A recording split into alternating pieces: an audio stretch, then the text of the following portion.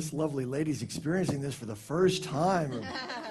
Maiden voyage. Fantastic. So last night we did a song that was inspired by the Best Exotic Marigold Hotel, and we want to share it with you this morning because there was a very powerful line in the movie where they said, every time somebody would complain, the young man would say, "It's okay, everything will be okay in the end." And they would say, "Yeah, but it's not okay now." And he would say, "That's because it's not the end." So to me, that's another way of saying everything's in divine order, that everything is working the way it's supposed to be working. Byron Katie says it very well.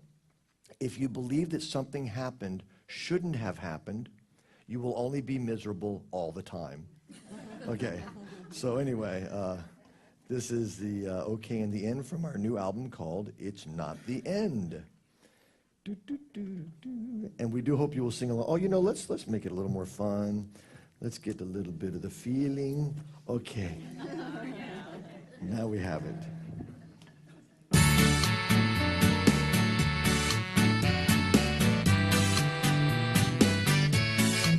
Here we go. Everything will be okay in the end. If it's not okay, it's not the end. Everything will be okay in the end.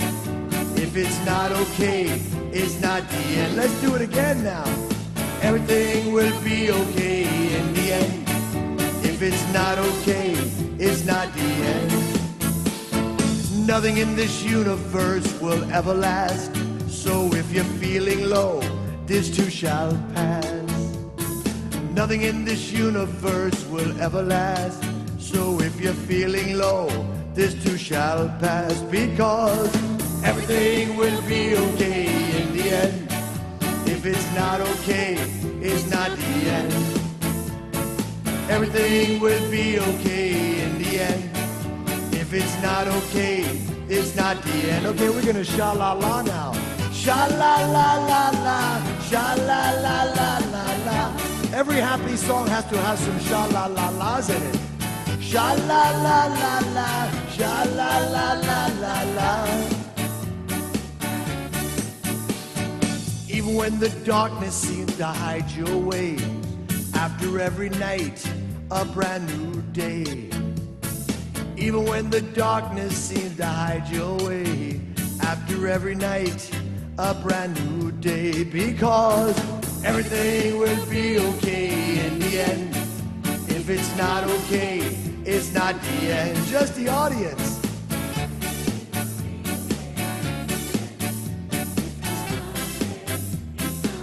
Let's sha-la-la now. Sha-la-la-la-la, sha-la-la-la-la-la. Sha-la-la-la-la, sha-la-la-la-la-la. Okay, here comes the tricky part. Even when it all just seems to go your way, don't get attached, it's gonna change. Even when it all just seems to go your way, no matter how many times you saw The Secret, it's gonna change. But that's okay because everything will be okay in the end. If it's not okay, it's not the end. We were just talking about that. Everything will be okay in the end. If it's not okay, it's not the end. It's not the end. It's not the end. So if you don't like the weather, wait a day. It's not the end. It's not the end. If you haven't been able to sign up for the Affordable Health Care Act yet, it's not the end. It's not the end. No hands.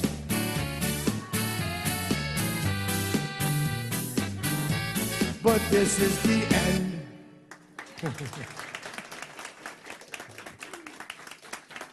Too nice. Very wonderful, very nice. Thank you. We had fun making that happen. I just couldn't get those lines out of my head after watching that movie over and over. And we use that with each other all the time. If I get frustrated at my computer, she'll come up to me and go, "It's not the end." So good. So today our message is learning how to feel. So we'll be talking and singing about our particular journey as we've awakened to that idea of feeling. There's an old saying that the longest journey we will ever take is 16 inches from here to here. And a lot of principles that we study are pretty easy to comprehend in this part of the brain. I know forgiveness is one of them. Forgiveness just makes so much good sense, because half the time the person you're not forgiving couldn't care less, but you're walking around suffering all the time. It makes such good sense. But to get that forgiveness from a concept all the way down into your heart, one of the symptoms that you have done that is when you find yourself being thankful for the behavior or the event. And that's a big deal. We don't recommend that you try to do that the next day. Well, I've just been really, really abused by someone. I think I'll start to thank them for it. Yeah, why not want to do that the first day? Marianne Williams says, just because you're starting to forgive doesn't mean you want to do lunch. Right? You know, but it is, if you start to find yourself being grateful, you know, we were talking last night, Christopher Reeves became extremely grateful for his bodily condition because it created something in him, a connection to what was real. You know, a lot of times people say, I am my body. Well, you can't be your body. You have a body. You can't be your car. You have a car. You can't even really be your personality. You have a personality, because those things will change. Anybody notice the body changes over time? So. I'm embracing being over the hill. We knew we were over the hill when we got our AARP memberships. And but I'm embracing over the hill. People make fun of you when you get over the hill. Oh, you're over the hill. And I'm going, if life is like a bicycle ride up a mountain, I kind of like being over the hill, because then you start to get to coast a little more. How many people are coasting more than they've ever coasted? You learn things, you know, and you get to use those so you can glide down the hill. So maybe the body on the bike isn't quite the same as it was pre-50, but the ride is getting better and better. And one of the greatest things that I've heard that people say that they love about getting older, 60s, 70s, 80s, is that each decade, what other people think about you becomes less important. Yes. And it goes by quicker, they say. It's nice. It's nice. And Wayne Dyer says you become independent of the good opinion of others. You know, Catherine Ponder, a wonderful spiritual teacher, when people come up to her and say things to her that are either negative or I didn't like what you said or I don't agree with that, she goes, I'll meditate on that. Thanks. She's independent of the good opinion of others, but she doesn't need to make them wrong. When you need to make somebody wrong, it means there's a part of you that's really getting triggered by that. And your feelings are there to remind you. You know, Abraham Hicks talks about our emotions and our feelings being our guidance system. And I really like that idea. Now, sometimes people say, well, I'm feeling really angry, so I must have guidance to take it out on you. I don't think that's what she means. I think what she means, they mean, is that when you're feeling a painful, uncomfortable emotion, it's your body saying, something you are thinking right now is not in alignment with the truth. So I'll give you an example. Somebody cuts you off in traffic, and you start to feel really bad. Chances are it's because you're thinking some really horrible thoughts about that person. You might even want to call them number one in a certain way. I don't know, but there's some part of you that is feeling not so bad about being cut off, because if you just go, oh, I wish I hadn't gotten cut off, you're not going to feel that terrible. But if you go, I wish I hadn't gotten cut off by that inconsiderate jerk, then you'll start to feel anger and negative. And that's your guidance system saying, no, this judgment that you just had. What we try to do is we try to imagine the worst possible situation. Wow, their child is in a hospital dying right now, and they're on their way to get there to spend their last moments with them. It takes away the judgment. How can you have judgment? I'll give you an example. Greg Bear. Does anybody study Real Love by Greg Bear? Okay, so Greg Bear has this great saying, imagine you're sitting by the pool, and you're feeling so good and comfortable, and somebody starts splashing water on you, and that chlorine gets on your nice clothes and everything, and you're so spiritual that you just let it go. And then they splash more water on you, and then they start screaming and yelling and making a bunch of noise, and you go over there to give that person a piece of your mind because you came for a nice relaxing day, and you notice that person is a 5-year-old child drowning. Now, has the event changed? Still get splashed water on you, still somebody messing up your day. But your energy around it has completely changed. Why? Because you're feeling compassion for the child instead of thinking judgmental thoughts about your sense of entitlement to have a nice, relaxing time by the pool. People get confused between deservability and entitlement. I believe we deserve to have heaven on earth. I believe we're entitled to none of it. None of it. If you think you're entitled to it, then when it doesn't happen, you're going to be pissed. If you believe you deserve it, you're going to feel good and know that you're a child of God that deserves it, but not from a place of entitlement. Now, one of the challenges of feeling is pain. And that's one of the main reasons that we often try to avoid the feeling and stay in our head, right? Is because we have been brainwashed to seek out pleasure and avoid pain. There's some logic to that, but what happens is when you seek out pleasure, you stay in a place of numbness often, and when you avoid pain, you avoid evolution. I think his name is Adyashanti. He's a spiritual teacher. And he says when you start to feel something that's uncomfortable, you should say, oh yeah, bring it on. Because you're going to be pushing up against your edges. And when you push up against your edges, something magical happens. So I'll give you an example. Let's say as we get older, our comfort zone typically becomes smaller. We don't do quite as much as we used to do. We don't try quite as many new things. We create what Michael Singer in The Untethered Soul calls invisible fences, like the kind you put out for your doggy. You know, you want your doggy to wear a little collar. You want to put a little invisible fence out there, and you want, if your doggy gets a little too close to that, to go zzz. And the dog, like humans, avoids that. If you keep making the fence smaller, the dog's play area will get smaller, right? What Michael Singer says is those are self-imposed fences, and they keep you from being free. The only way to get through them is to allow yourself to feel that pain, that shock, that zap, that getting out of your comfort zone is painful, okay? So imagine if your dog was here this morning and he heard this and he went, oh, really? Let's see what we can do. So here's Rover. Oh, there it is. That's. Oh, that's not so bad. Freedom! Freedom! Right? Because once you feel the pain, most of our pain is really a mental idea that it's going to be way worse than it is, like our whole world's going to fall apart.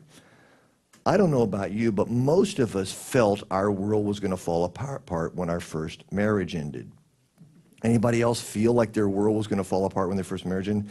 We're really grateful that ours didn't fall apart when our first marriages ended because we found each other. You see, but that's that thing. I remember feeling like my world was going to fall apart if my dad did not let me use his Cadillac on prom night. It did. I'm still here. Everything worked out. But you see how that mental stuff is. It gets in there, and we always imagine the dragons and the demons are way worse than they are. That's the biggest challenge with addiction work. For any of you that's done addiction work and recovery work, the addiction, I named my addict, my inner addict, I named him Richard Tate because he was always dictating my life.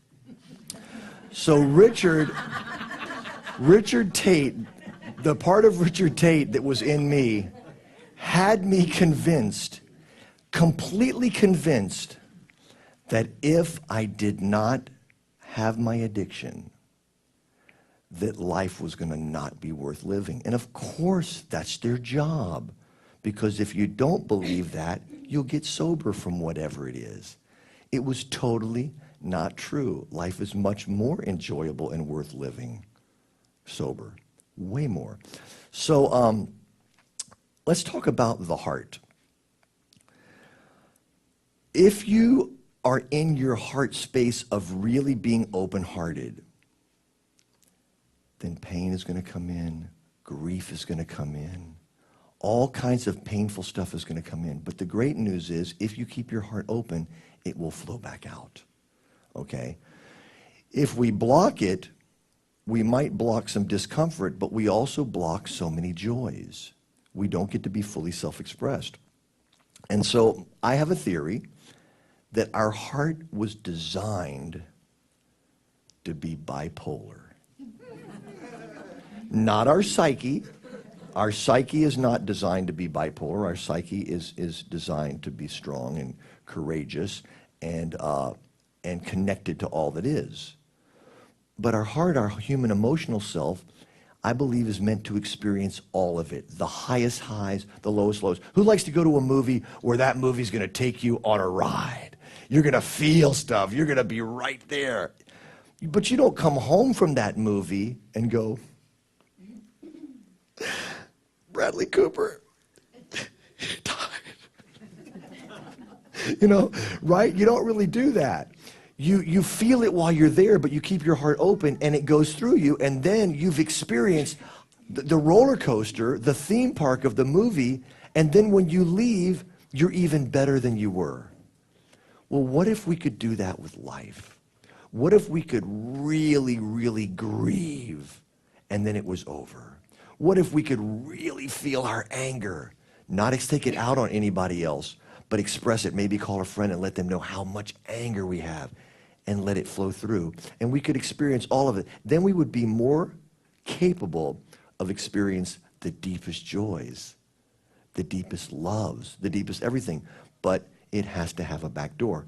Ram Dass has a great saying that says, every neurosis I've ever had, I still have. But things are different now. When I hear it knocking, I invite it in for a quick drink before I show it the door. Do you see how much freer that is than cancel clear, I don't think those thoughts anymore, cancel clear, no. Surround myself with a sheath of white light, pink unicorns, rainbows, rainbows, rainbows. You know, now there's nothing wrong with that, and maybe there's a time for that, but that is keeping it out versus letting it flow. So Angelina, would you please join me? Might want to do a quick tuning. When that guitar was sounding out of tune, I was going, everything will be okay in the end. Everything will be okay in the end. Do a quick tuning. Do you know why Buddhists don't vacuum in the corners? Well, number one, they like to stay centered. But number two, they have no attachments.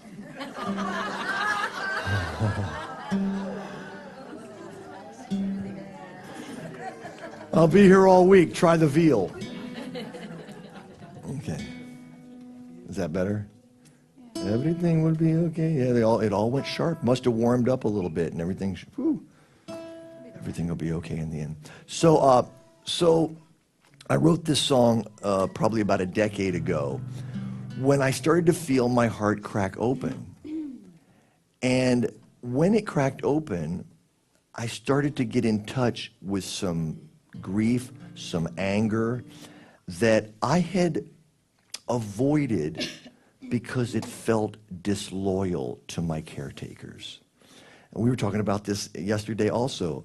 I have no idea I had so much in common with you, but you're warped as I am. No, anyway, it's awesome. It's awesome. We were talking about how we have a tendency to be afraid to feel and hold accountable some people in our life, or even to feel really good. People call it survivor guilt sometimes, to feel really good after a situation that other people haven't recovered from as well. You'll feel like a survivor guilt, like you have to be loyal to pain, or loyal to a person that has abused you in some sort of way by not allowing yourself to feel the anger and remorse. And when I let go of that need to be loyal and that pain started coming up, there was so much joy under it that was being blocked by me holding on to that. I remember a particular workshop where I was beating a pillow, and they told you to try to remember some physical abuse that you had had as a child, and I put a caretaker's name on a piece of paper, put them on the pillow. I got this plastic bat, and they said, we're going to spend the next 45 minutes, and you can't stop. You have to keep beating that pillow so you can really release it. And I started to feel really guilty because this man was a very loving, awesome man to me a lot of times, including a physical abuser now and then. And I'm feeling disloyal. And this person who has passed away came to me in spirit and said, beat the hell out of him. I didn't like that part of me either. Oh my God, that was such a relief. And I can promise you that anybody in your life that's ever been abusive in any way, shape, or form, their Christ Buddha nature did not like that, did not support that. And so it's not that you're angry or releasing that kind of stuff against them. It's just against that behavior that was coming there. So this is our song, Learning How to Feel.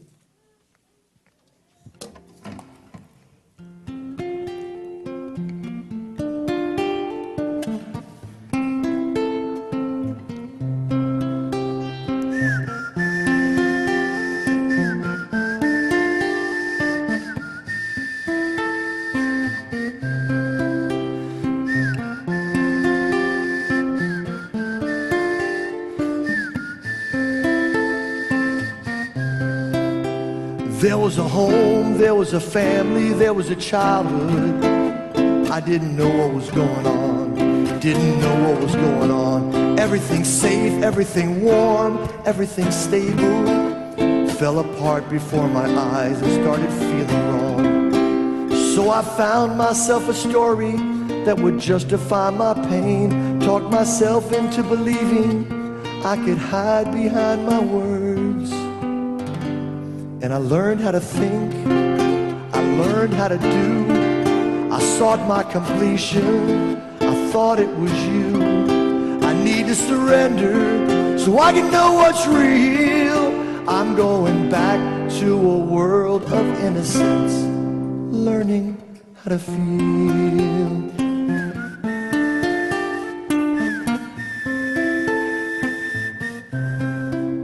Scared of my anger, running from lonely. I didn't do sadness, I just put on a happy face, just put on a happy face.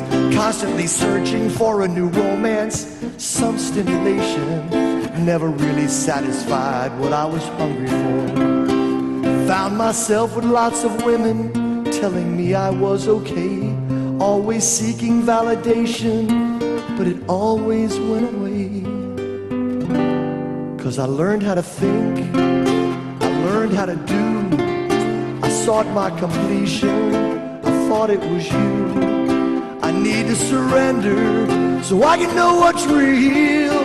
I'm going back to a world of innocence. Where is my joy? The drug's no longer working. I'm so bored with all that used to make me feel alive. I'm a sad, angry boy who wants to punish someone. I'm so sorry if I took it out on you, 'cause I'm learning how to feel.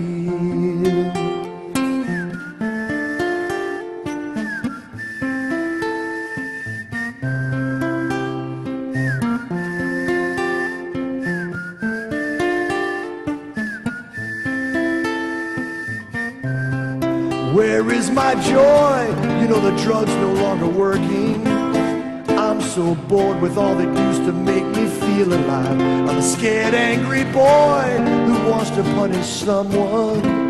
I'm so sorry if I took it out, so sorry if I take it out on you. 'Cause now I'm learning how to feel, less concerned with what to do.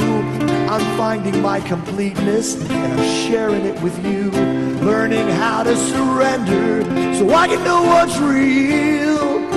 I'm going back to a world of innocence, learning how to feel, learning how to feel, and it's helping me to heal, now that I'm learning how to feel.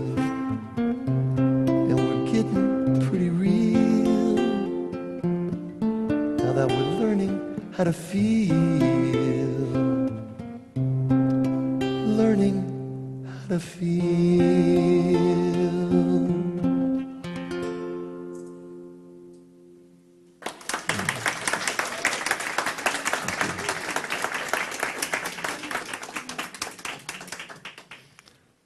So I have discovered that I have a roommate I didn't know I had.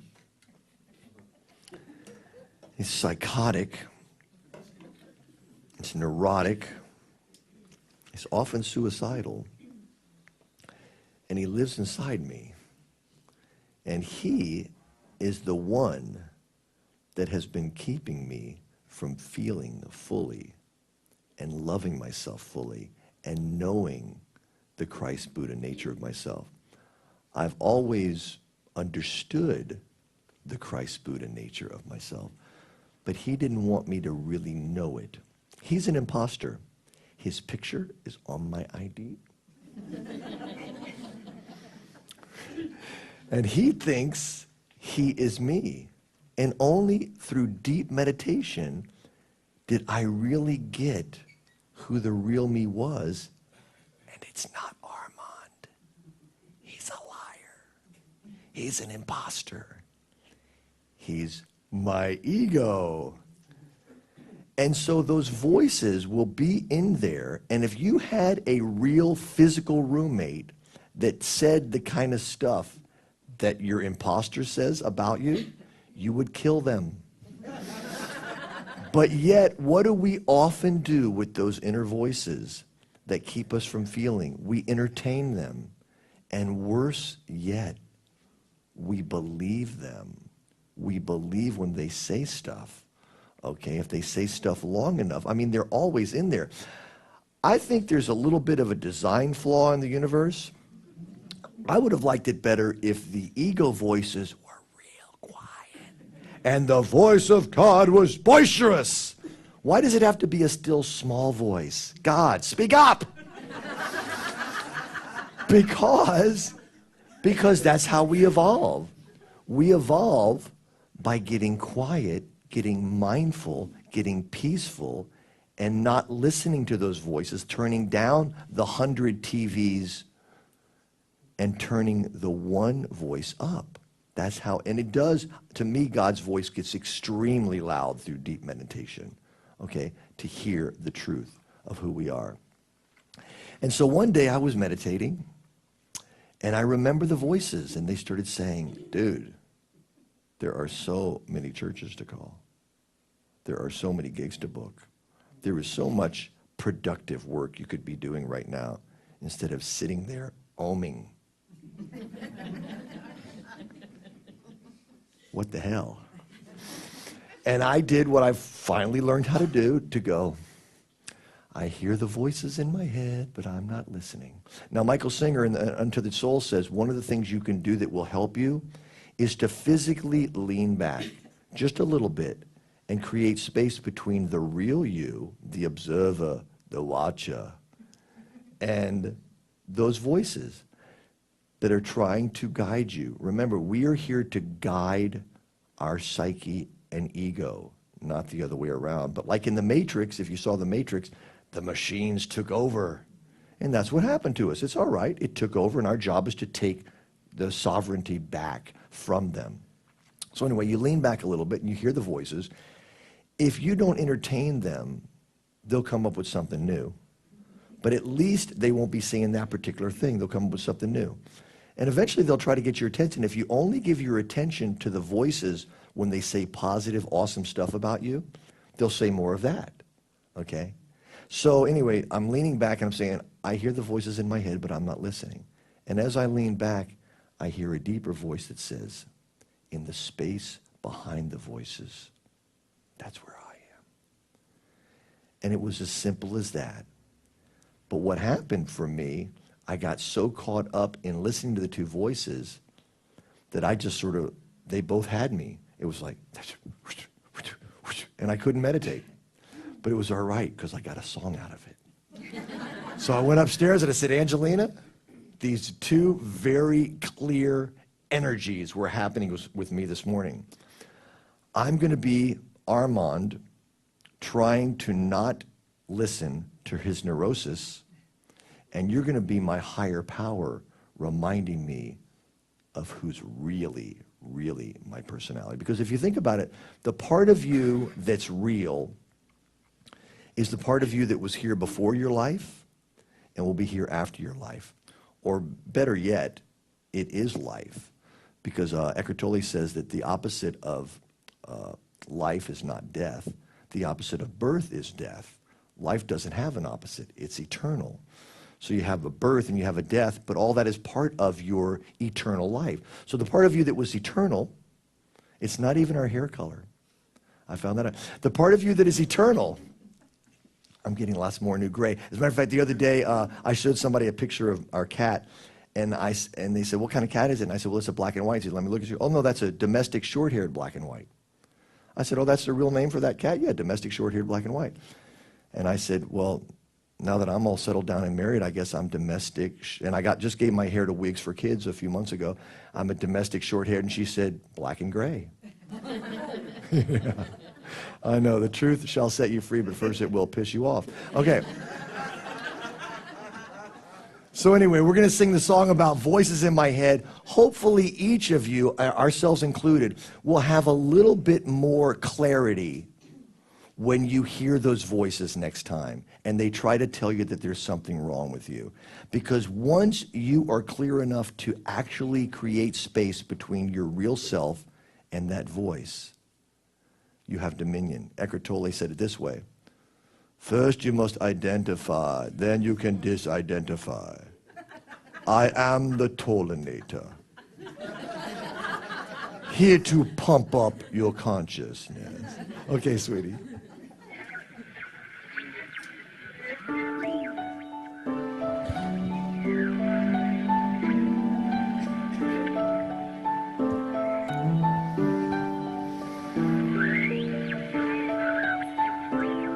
Anybody else got static, or is it just me?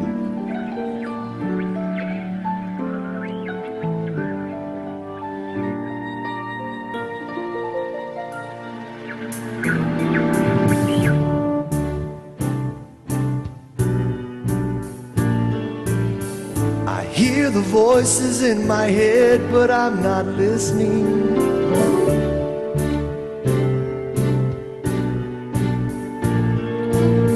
They try and tell me that I'm not okay. I hear the voices in my head, but I'm not listening. They try and tell me that I'm not okay.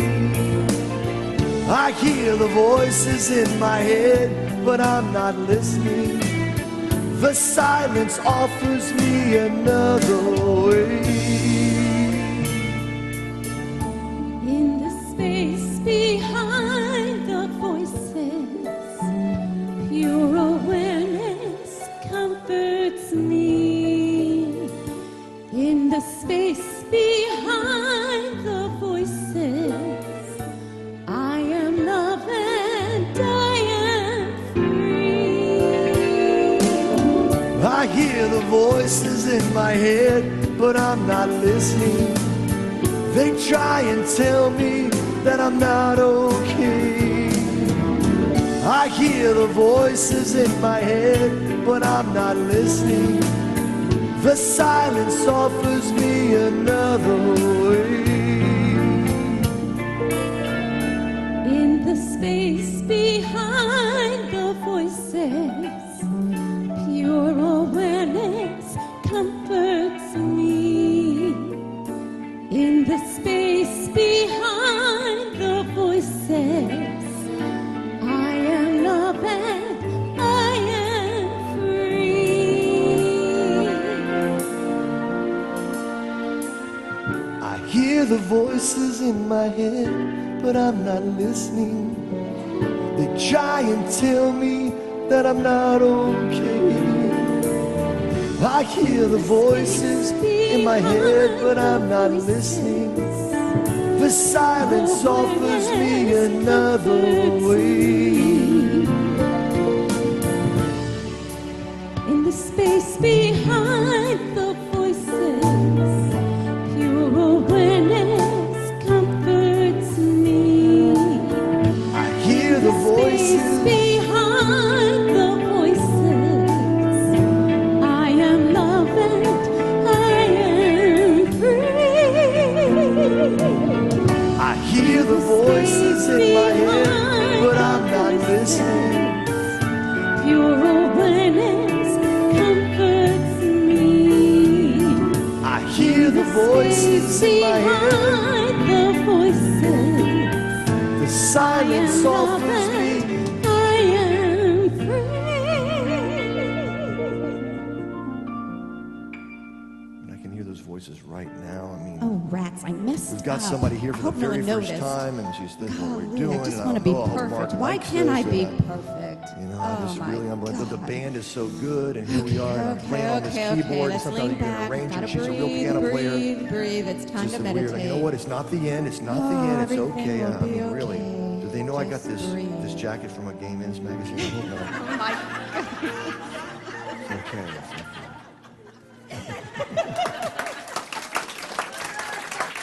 Thank you.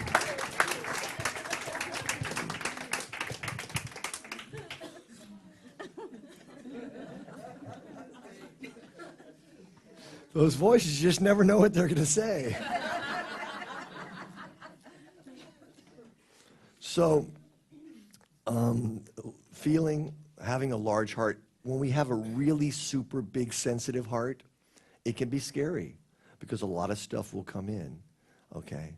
Again, though, if we keep our heart open, no matter what comes in, it will flow, and we will live such a fully wonderful, self-expressed life. We will be able to be compassionate and empathetic for everyone because we will have felt their pain.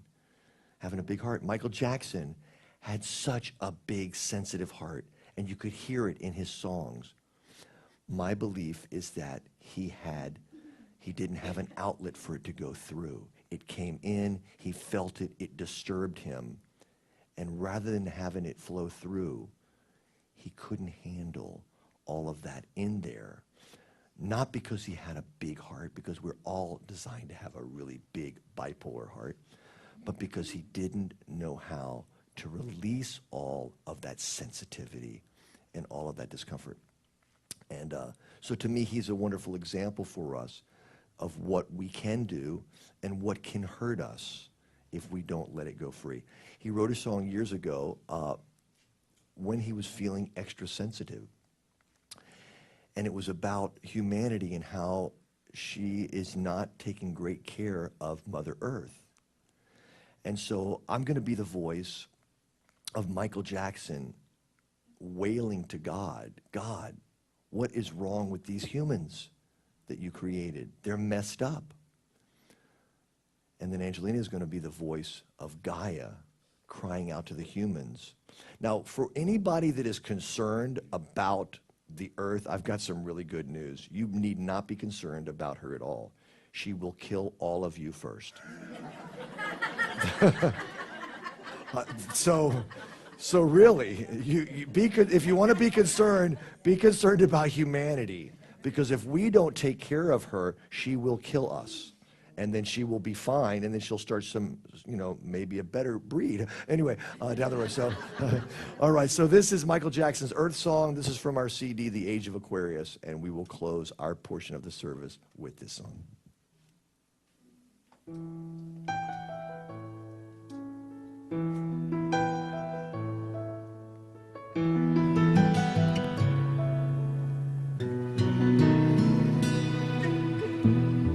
What about sunrise? What about rain? What about all the things that you said we were to gain?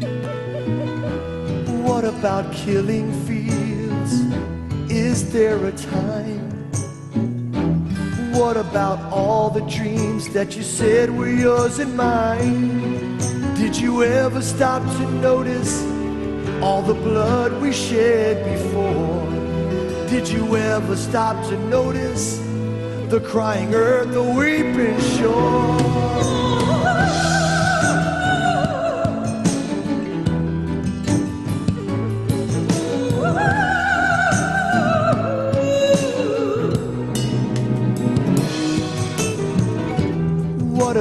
done to the earth. Look what we've done. What about all the peace that you pledged your holy son? What about flowering fields? Is there a time? What about all the peace that you said was yours and mine? Did you ever stop to notice all the children dead from war? Did you ever stop to notice the crying earth, the weeping shore?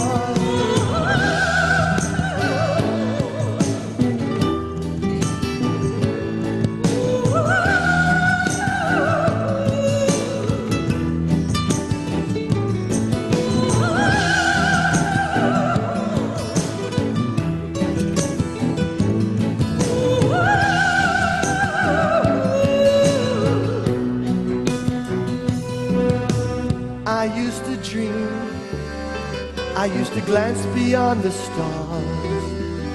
Now I don't know where we are, but I know we've drifted far.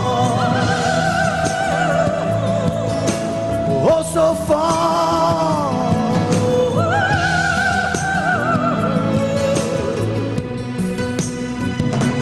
What about us?